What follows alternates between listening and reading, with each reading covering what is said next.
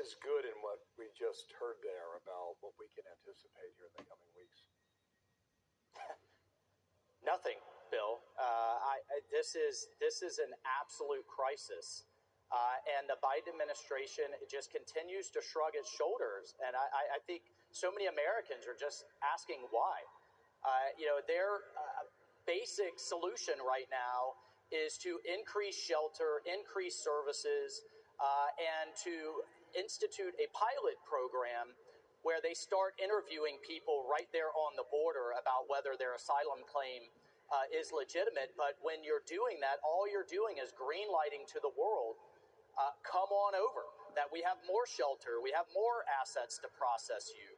And then if we don't, we'll just send you right into the interior. And Bill, I think what's so frustrating is this is imminently solvable.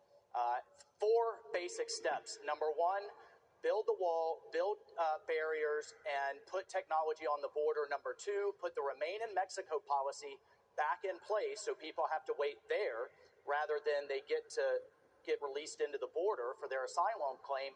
3, we talk a lot about decoupling from China and bringing manufacturing back home. Of course, I'd like it in the United States, but if it doesn't make sense here, let's incentivize it to go into Central America, create jobs there, and secure our supply chains.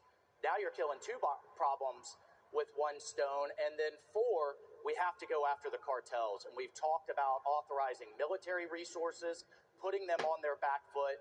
But right now, estimates show they're making $10 to $15 billion per year off of human trafficking and fentanyl. Those 4 steps right there, Bill, and I think we would have this problem largely under control, and that's what our Republican legislation this week seeks to do. The White House seems to think it does not have a problem. Listen to this exchange at the White House briefing yesterday. You have laid out all the things that the White House wants to tackle, from the country careening toward a debt limit crisis to the southern border. Why is the president talking about meal vouchers for canceled flights and holding a movie night at the White House with all those things going on? Because he's president, and there are multiple things that the president does, and he can talk about the potential manufacturing crisis that House Republicans have put forth.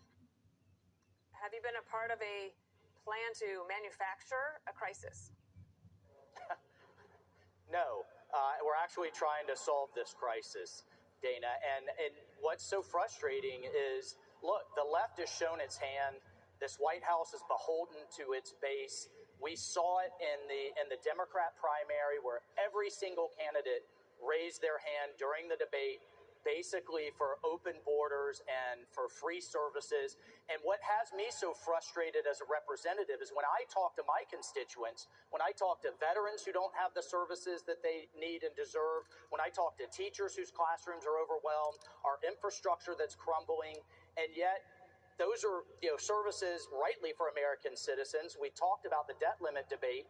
We're talking about whether this country can sustain spending for American citizens. Yet, on the other hand, the White House shoulder shrugs at the prospects of 8 million new people coming in and putting a strain on those same services like it's no big deal. And that is unfair to the taxpayer. That's unfair to these people who have paid into the system and already aren't getting the services that they deserve. Michael, thank you for your time, Congressman.